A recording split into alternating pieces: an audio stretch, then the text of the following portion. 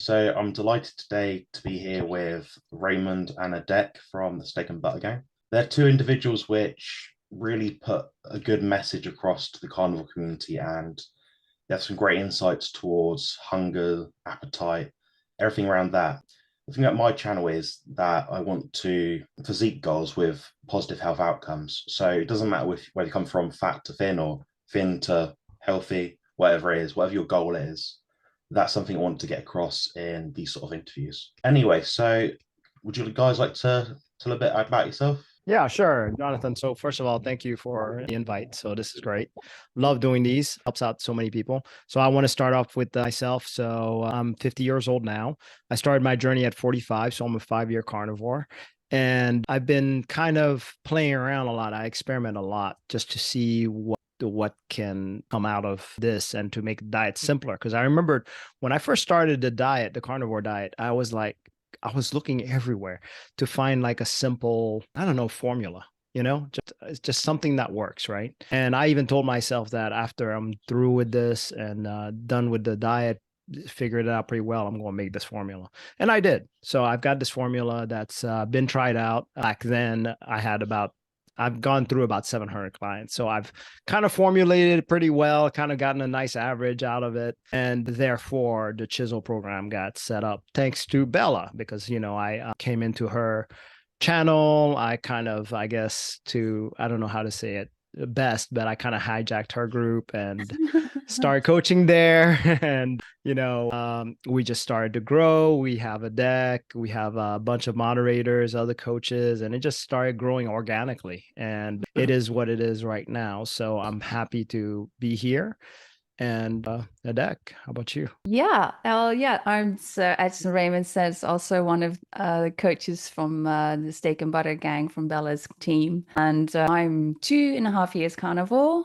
I've come from a eating disorder background, been battling with that since I was 13 and 47 now. But actually, I went through a lot of therapy and inpatient, outpatient, and a lot of restricting. And actually, carnivore is the only thing that actually really saved my life. And when I was at 42, I was diagnosed, and it was actually going to see if I had to do more inpatient therapy. And I decided to search on internet, what can I do? And that's when I actually found Dr. Georgia Eid, who was actually once, carnivore, to be part of the protocol in clinics. And that's what made me decide to try it out, and did it on my own. That didn't work, but I made a lot of mistakes. But once I joined the SB Gang, that's when I found peace and a lot of guidance, a lot of community and support.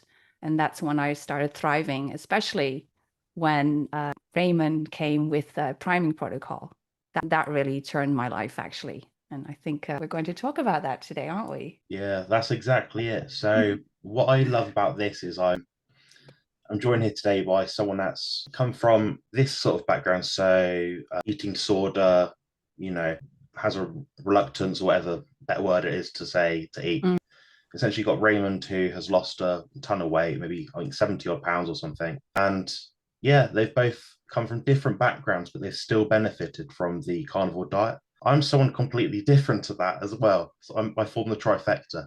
So what it is, I'm a bodybuilder that has struggled with binge eating to some extent. So what I was trying to do is come up with a diet that would allow me to maintain a lean body mass, but not binge eat, essentially. So feel a bit better, get my health back in check, essentially. So what I wanted to go over basically to start is the idea of hunger signaling, particularly the idea of priming. So how would you broadly define it? And at what point would you suggest to someone, okay, you need to start a priming program? Yeah, so the best way to define priming in my eyes is, first of all, let's keep it simple, down to the brass tacks. It's a 2 weeks process, right? First week is eating 3 meals plus per day. So that means 3 meals with snacks, which is nothing for, coming to a sad world. People who are coming into this, it should be very easy, right? Now, what tends to happen on that first week, by the way, we also say coffee as dessert. That's very important, actually.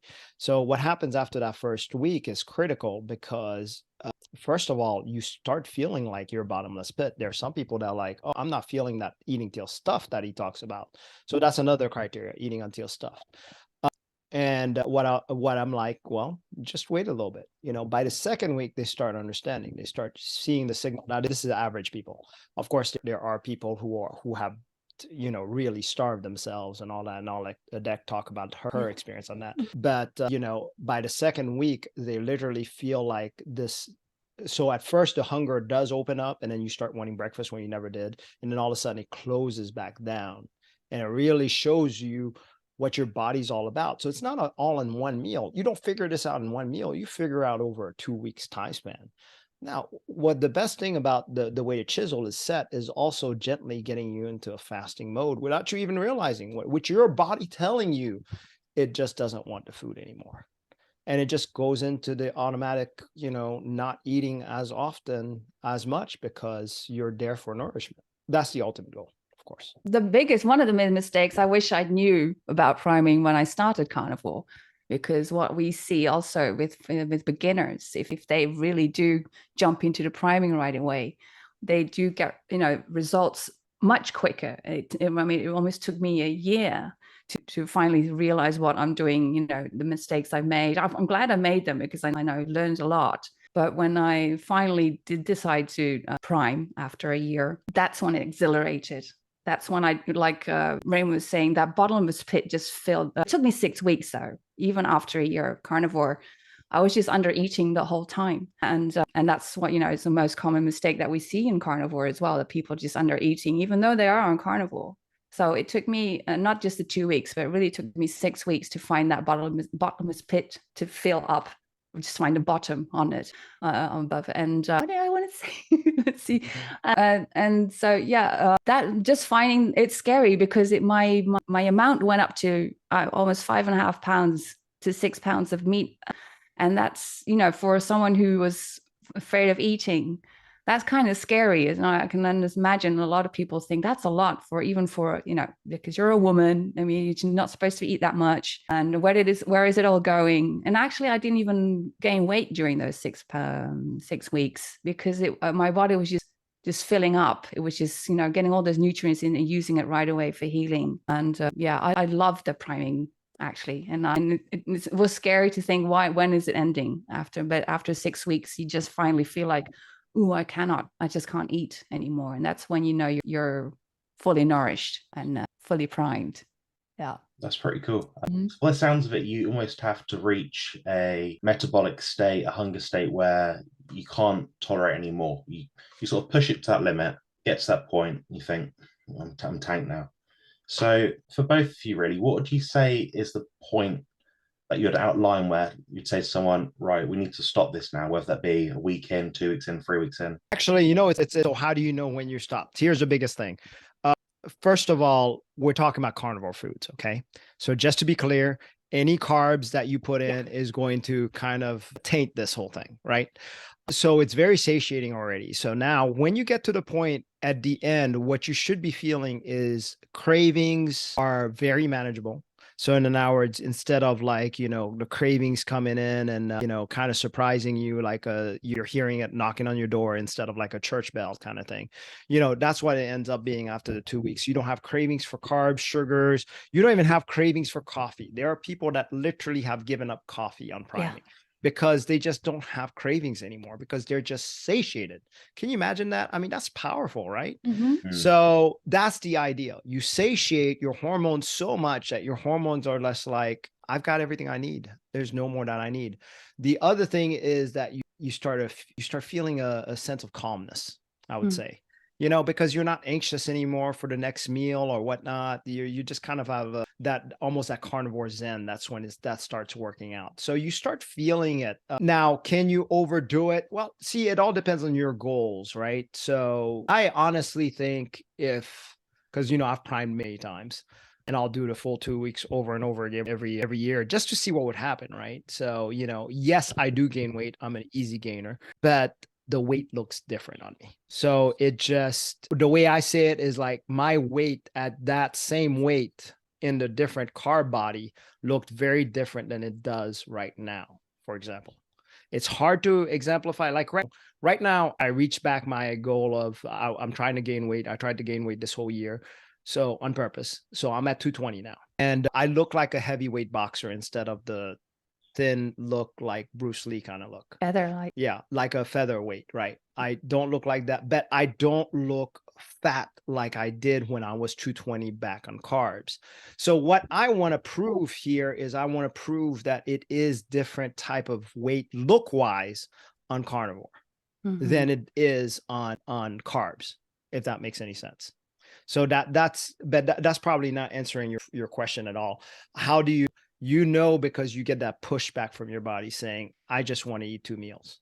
Yeah, you just don't want to eat anymore. I mean, even not just like being sick, but it's not on your mind the whole time anymore. Like you would have with carbs is I don't want to call it the obsession, but I think when we were all eating carbs, you're done with your meal.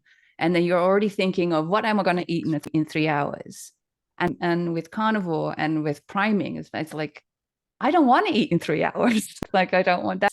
That's the pushback I think we're talking about. And also your relationship with food starts to change already with the priming. I mean, we can say that with carnivore zen, or it maybe take longer with carnivore, but even already with priming, you're thinking, you know, I'm eating this food. I have to eat this food because I want to give my body this food. And it's not about pleasure or anything. It's really about fuel and knowing that your hormones are healing and your body is healing, then that's what I'm going to eat. That's what I'm going to eat. And even though if I'm not even hungry, because we're actually asking you to eat, even though you're not hungry, just the relationship with food changes as well. The obsession goes away. For me, it was. Yes. Yeah. For sure. And Adek makes a really good point. And we had this conversation, me and her actually. We're at the point where, you know, it's like when we eat, it's like we just stop. It's like, you know, even if you're thinking to yourself, I should eat more. It's like you're just done and you just know it.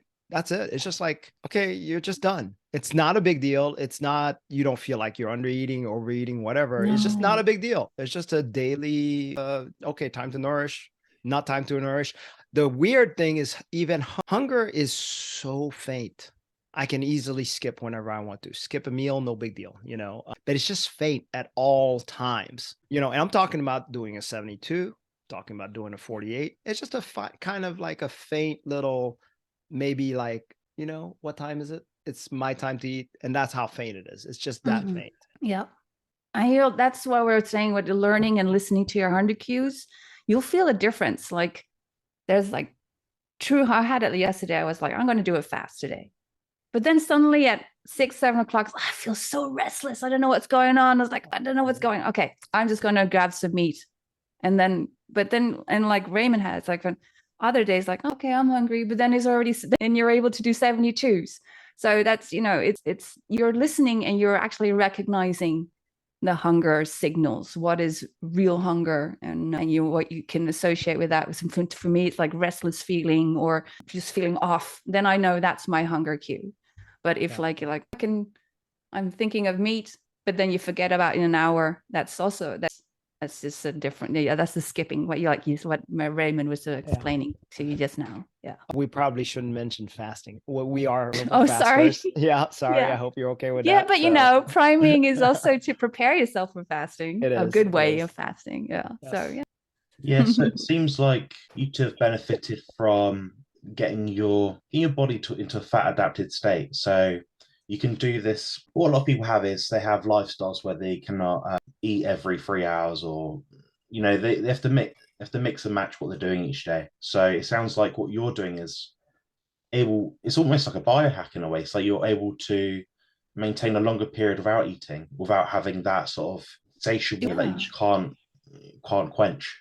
Is that We're right? not dependent on food anymore, I guess, to get through the day. Right? Yeah. Exactly. I'm really not dependent, and it can happen on a dime. I just decide whether or not to eat or whether to eat, you know, and of course the situation is a little more complex than that because, you know, whether to eat for me is more of a social interaction than anything else. Like today I had lunch with my boss. Well, I know I had to have lunch, but you know, normally I wouldn't have eaten until, you know, later today, for example, you know, so But anyways, so it just kind of depends, right? And some days I'll just go where I'll just roll 48s just because, you know, it's a nice thing to do. So Yeah. it's nice to have that flexibility that your body is able to do this. By the way, you mentioned the people with the 3-hour window. That used to be me.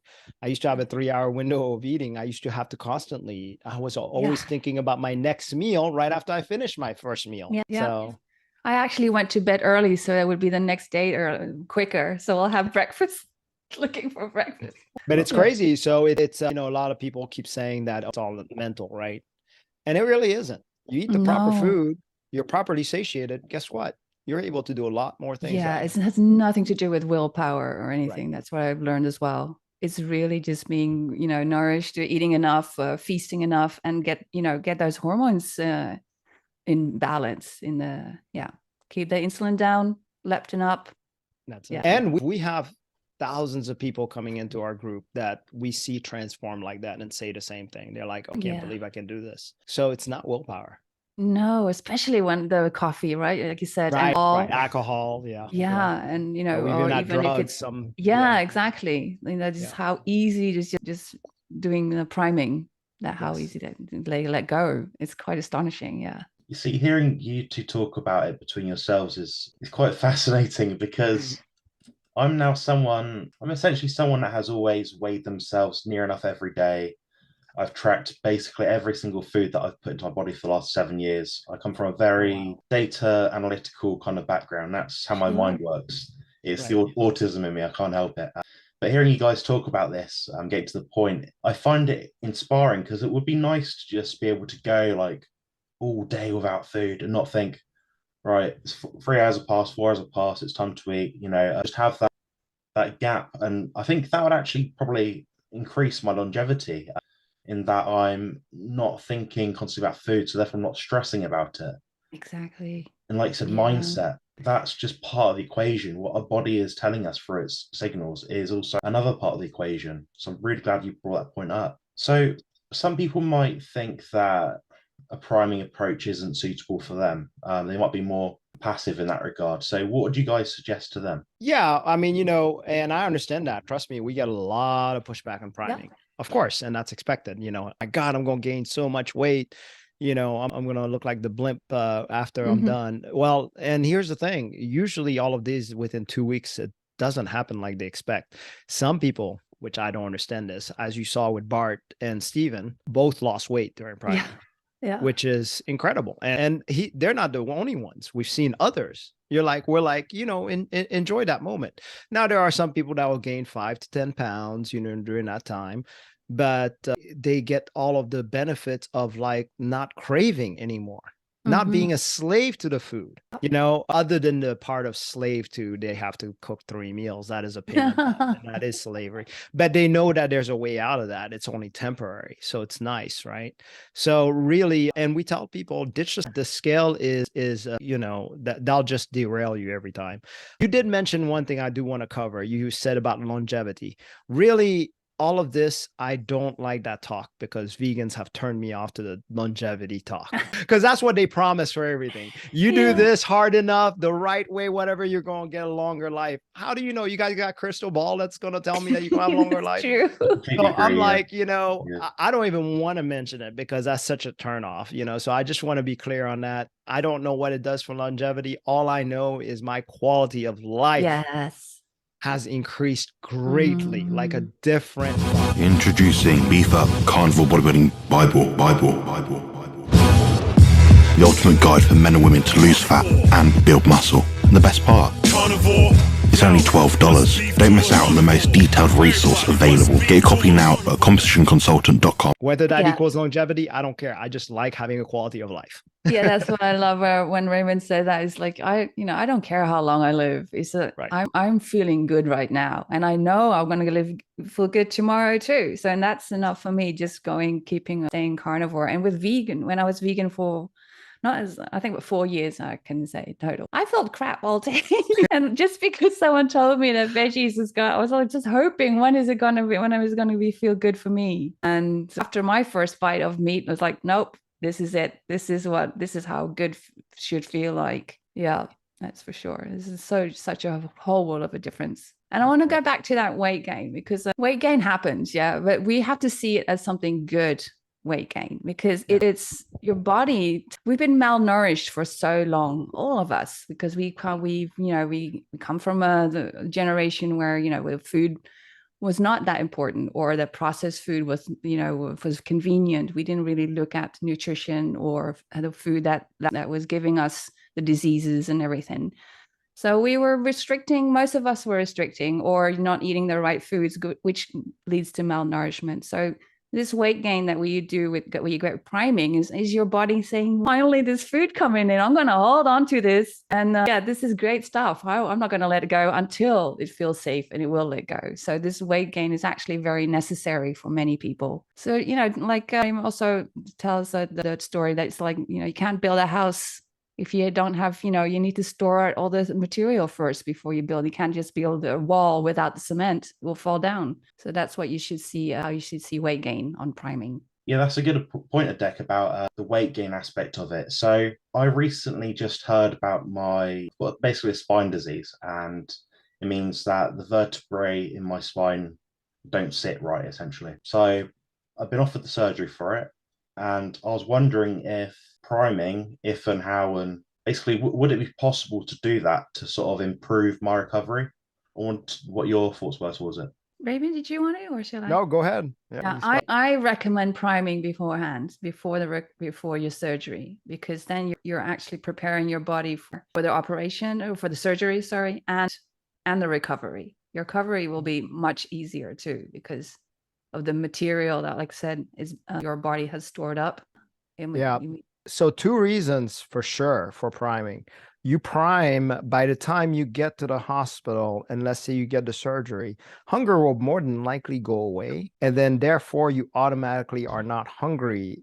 And therefore that priming that you've had is going to hold you up for that rest of during the fasting period, which actually is that the fasting also helps with lowering inflammation. See, but initially when you're strong right now, prime on, get all that you can, so that can help.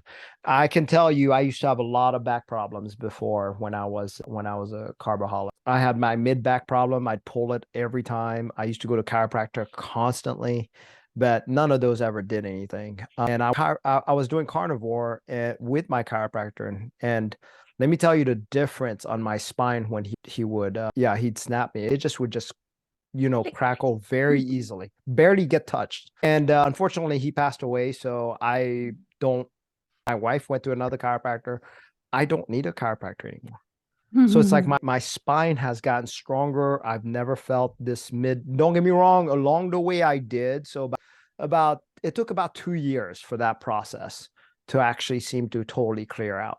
And then I've not had back problems at all from there. It's totally strengthened my core again, because your back is your core, right? So it's very important for a lot of things.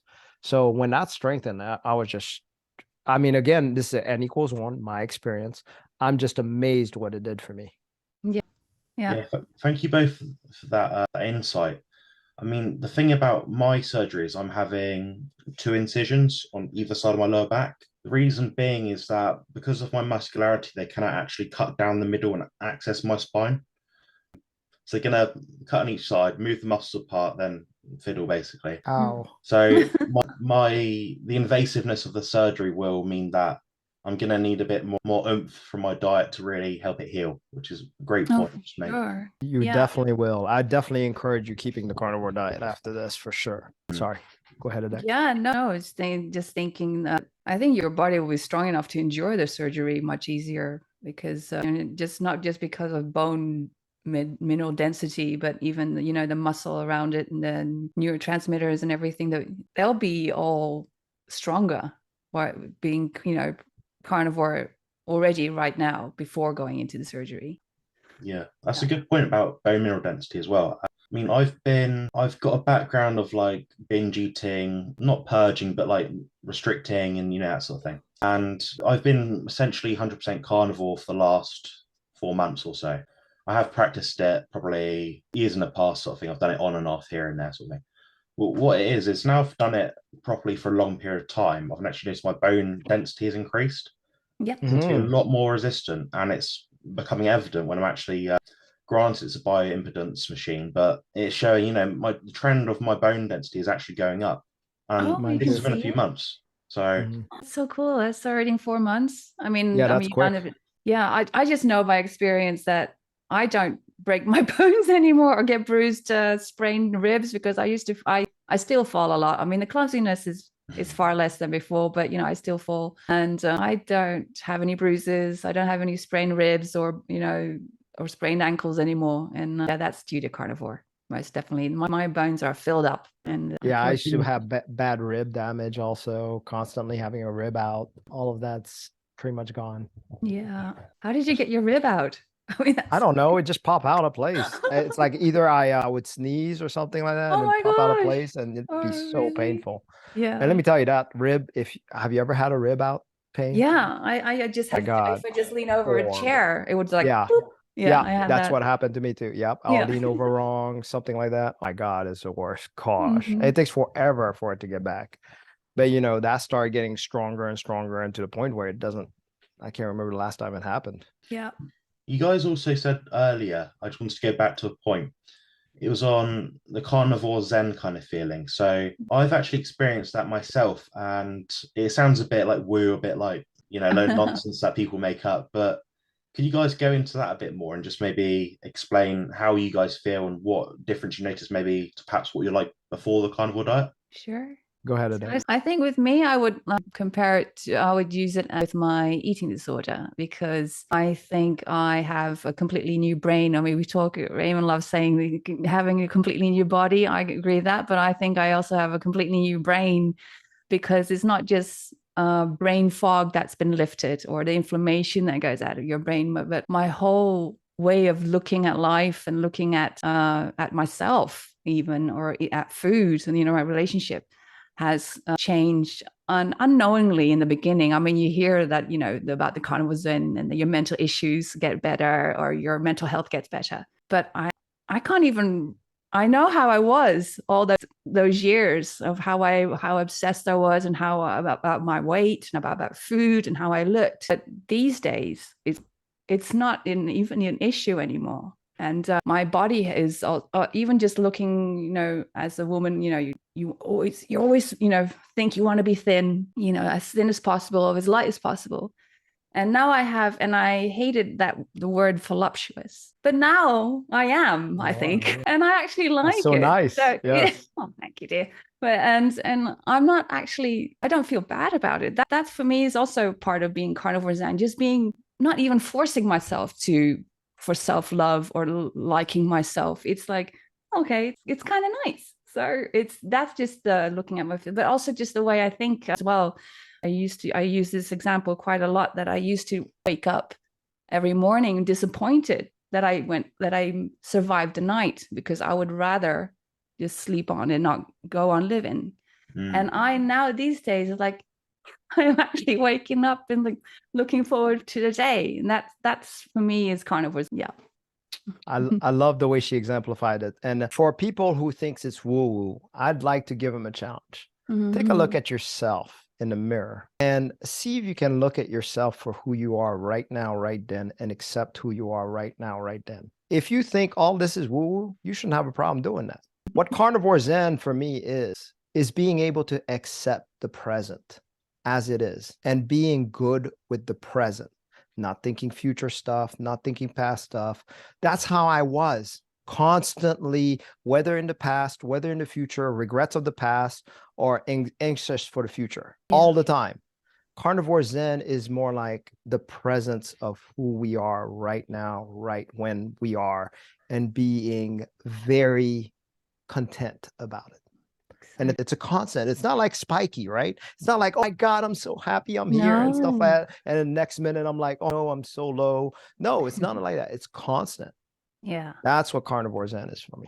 Yeah, I completely agree. I mean, it wouldn't make sense if we were, supposedly hunter-gatherers maybe a few thousand years ago or million years ago, and find some sugar, feel great, have a jolly sort of thing, then feel horrible after. I mean, why would our species try and force adaptation if we weren't going to be feeling good? It doesn't make sense. So being, at least animal food focused is critical in achieving that zen. And I'm someone that comes from a depressive, anxiety, autism, chronic fatigue background. I can relate to a lot of people when they say about, feeling bad and whatnot. And so I've been on that side of it.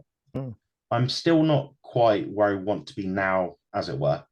But I feel over time, learning from people like yourselves that have done it and can preach about these sort of things, I find that so valuable. And I want people to take away the message that, even if you just do the carnivore diet and don't do the priming, you're going to get something. But Oh, it definitely. seems like Of you're going to course. optimize by getting both. So Yeah. putting both together. Yeah, definitely. I think before priming, I just realizing I didn't just suddenly realize that I was actually thanking my food. I used to fear food. I used to hate food because it was what it was doing to me. And then just sitting down and saying, and I had this steak in front of me, and all of a sudden I was saying, thank you, because it was actually giving me, making me feel good. And yeah, that's a lot of the things that you're changing, the little things that's changing in your mind just by eating meat it's great. I mean, it's so simple, but it's so, it seems like incredible almost that it's happening, but it's very logical. I love that. You gave me a sense when I was back then when I used to eat. I used to always be starving, right? I'd Yes. swallow my food, much less being able to thank it, right? Because when it got in front of me, I just couldn't wait to put it all in my mouth, right? And the weird thing is I always thought to myself, did I even taste any of it? Because I swallowed it so fast, right? And nowadays, I'm just chilling, and I always notice the steak. And then you're right, I'm so grateful for that steak well before it goes in my mouth. Taking my time eating, and this is very unusual for me to actually take my time eating, and being grateful almost every morsel and how it fuels me. And it's just such a different world for me. It's almost like I crossed the Twilight Zone or something like that, and it's a totally different me. Yeah. And I mean, you'll still have bad days. I mean, everyone does. Yes. But it doesn't put me that, you can handle them. It's not that I'll be, stuck in bed for 2-3 days after that if I have a bad day. Now it's like, okay, it's okay to have a bad day. I realize I'm having a bad day, but then, it's fine. I'll be okay. One of the best example on this is carnivore doesn't fight your demons for you. The carnivore allows you, for example, I like this example, priming is like putting your armor on, right? Shield and armor. And your sword is kind of like, to sharpen it, you kind of need a little bit of fasting, and that sharpens it. But that doesn't actually go out and face your demons. You need to do that. You still have to tackle those demons. But at least this time around, you're armed and you're well armored. That's the difference. So life's going to come at you no matter what. Whether you want to face your demons or not, that's up to you. But at least you have a chance, a fighting chance with carnivore, is the way I see it. Yeah, I love that, Raymond. That was I probably don't express myself very well, but that was a fascinating way of putting things across, to say blandly.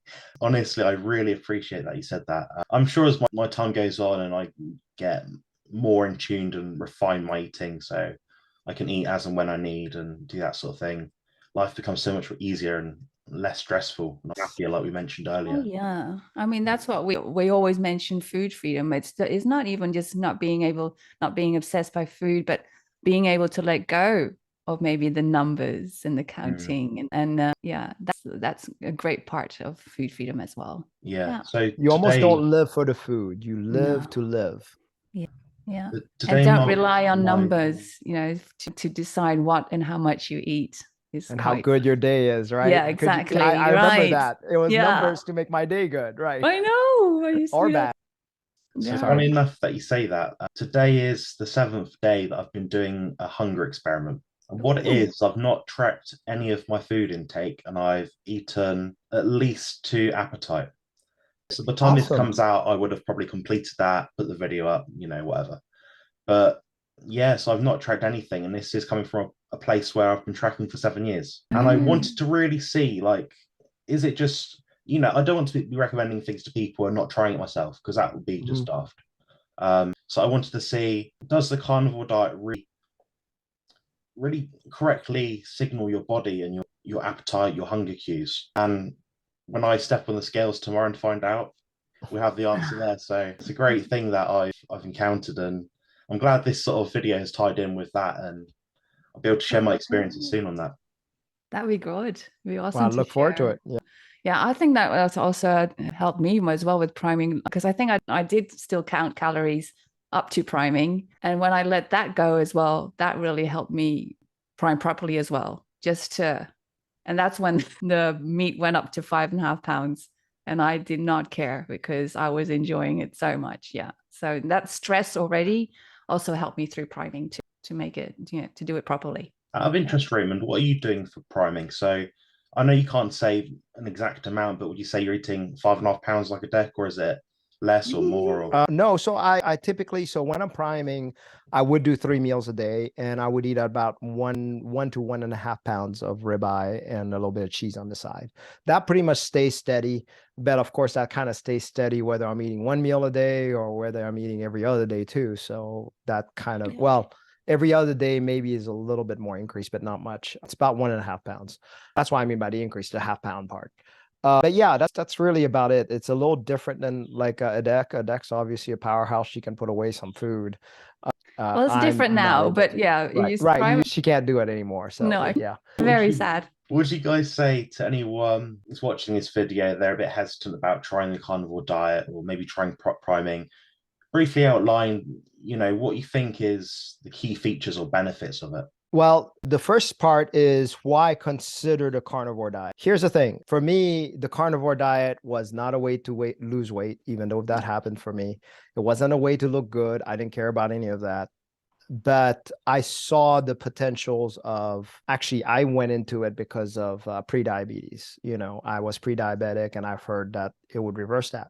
So that's my why, right? Going into it that way. But I discovered a whole lot of things along the way. I discovered my plantar fasciitis started going away, arthritis on my hands started going away, and all of those were fairly quick.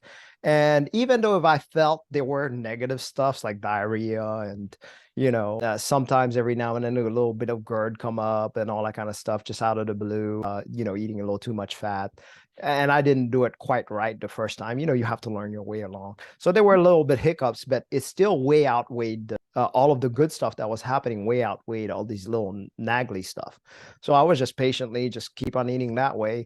And things just start going away. So what I'm trying to say is, for anything that you can think of taking a medicine, carnivore diet should be in the first row to try before you try all these medicines. I used to be a 2 supplement hen guy. I used to have enough supplements every day to fill up 2 handfuls. So, and let me tell you, when I started carnivore, I challenged myself because of Dr. Baker. He said, no supplements. So I did that for 3 months. I started looking at my supplements in a whole different way. What am I spending that money for? Now, don't get me wrong. I did see benefits of the supplements on a carb diet, though. Yeah. On a carnivore diet, I started re-adding them, no benefits. So it's like, hold up, is this all about diet? And that's what became my answer. It seemed like all this turned out to be diet related. All of my chronic issues were diet related. So if you have any chronic issues for people who are starting, give this a shot. You never know what's the worst that can happen. So what? You go a month without sugars and carbs. Okay, no big deal. If anything, you get to learn so much about yourself and pat yourself on the back saying, I did it for a month. Yeah. And even just going meat-based, for many people, you'll see the benefits already. I mean, if you don't really want to go all in carnivore because your thoughts or, your people around you think you're crazy, but just increasing your proteins, you'll already feel the benefits. Yeah. My reason for carnivore is so that I can just indulge and eat more, not having to starve ever again. That was one of my big things. Yeah. It was Bella who convinced me more. It was quite a few Dr. George E, but Bella had one popped up video and she had a table like to here. She was like with her neck was up here, and there's 2 big thick steaks, ribeyes right in front of her. And she was like in 15 minutes in eating all that up, and with her, with talking about stuff. It's like, I want that. I want to be able to eat 2 big ribeyes and just enjoy. So yeah, that's a good reason to go into carnivore. Yes, not to be hungry. That's a really good reason. Yeah, I mean, when you give your body what it's meant to have, and the right nutrients and vitamins, minerals, whatever it is in general, emitting a lot of the anti-nutrients as well, your body really does sort itself out to an extent. Yes. I've seen that myself. And I mean, I'm starting to see it more and more with other people, like some of my clients I'm coaching. Not everyone I coach is a carnivore, so to speak, but what I do try to do is shift them closer towards that. And if they are having plant-based foods of any kind, then I try and make it that those foods are less toxic. So I'll tell them the appropriate cooking methods, take the skins off, whatever it is. So, well, can you tell me a bit about the steak and butter gang? So, what is that, and is that the best way of people finding you? Adek? Yeah, that's Bella. Bella's created the steak and butter gang for us, for the Carnivore Space, and it's a closed group from away from social media where you feel very safe and very loved and supportive. It's lots of members, and we have challenges every month. It starts every month. Tomorrow is starting our November challenge, and us coaches, the team is there with moderators and the coaches, and we help each other out. We have Zoom meetings, and we also do one-on-one coaching, but we're also in the website helping each other out. I mean, and the members are so knowledgeable and they have so much experience.